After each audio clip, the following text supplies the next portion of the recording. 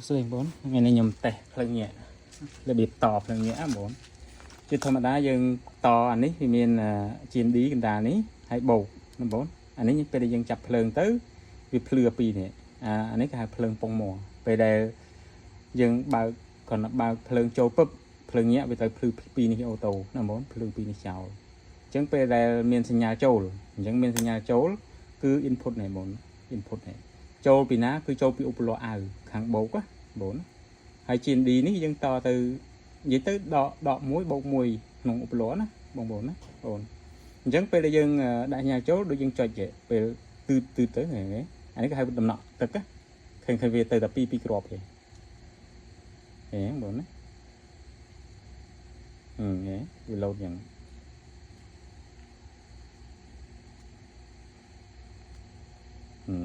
ពេលបុកទៅយ៉ាងព្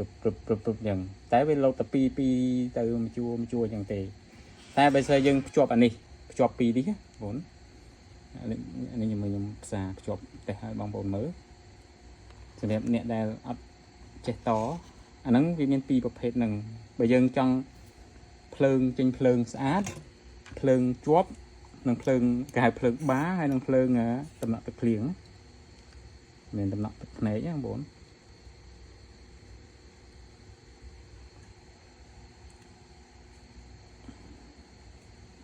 នេះអានេះខ្ញុំតដល់2នេះឲ្យបងប្អូនមើល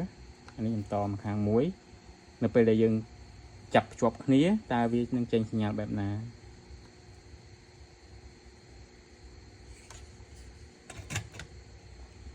នេះអានេះករណីដែលយើងភ្ជាប់គ្នាបែបនេះបងណាអញ្ចឹងจะមើលវាចេញបែបណា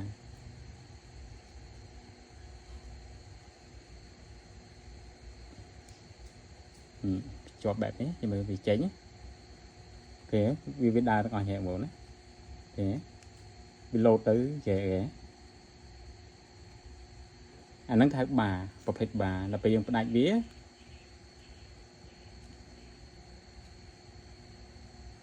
នេះយើងផ្ដាច់លែងភ្ជាប់គ្នាណាប៉ុណ្ណេះចាំវាចេញមិនអូខេវាចេញតែ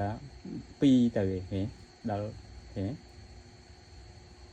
អាហ្នឹងគេហៅដំណក់ទឹកភ្លៀងអញ្ចឹងករណីដែលយើងតយើងស្រឡាញ់បែបណាយើងធ្វើបែបហ្នឹងបើយើងស្រឡាញ់បែបបាគឺយើងភ្ជាប់អានេះមកវាកើតជាបាអូខេភ្លឺទៅវាទៅទាំងអស់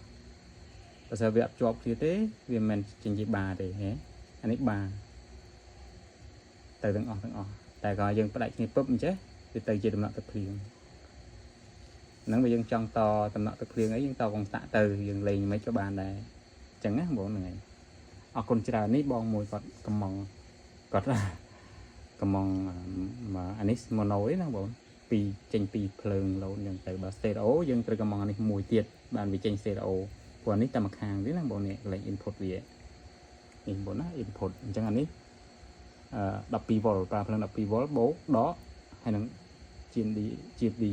input ណាបង input នេះពីឧបលោពី SPK បងអរគុណច្រើនខ្ញុំមានតែប៉ុណ្្នឹងបងហើយកន្លែងនេះបញ្ជាក់កន្លែងនេះគឺសេរីឧទាហរណ៍ថាយើងដាក់ទៅភ្លើងលោតបុកកប់ពេកអញ្ចឹងយើងបន្ថយនឹងបន្តិចមកវាលោតបន្តិចដែរយើងបន្ថយកាន់អស់វាលោតបន្តិចតែបើស្ទើរលោតយើងមួលឡើងវិញមកវាឡើងកប់អញ្ចឹងណាបងនេះកន្លែងសេរីវាអរគុណច្រើនបងណាជួយ like ជួយ share ម្នាក់មួយផងអរគុណច្រើន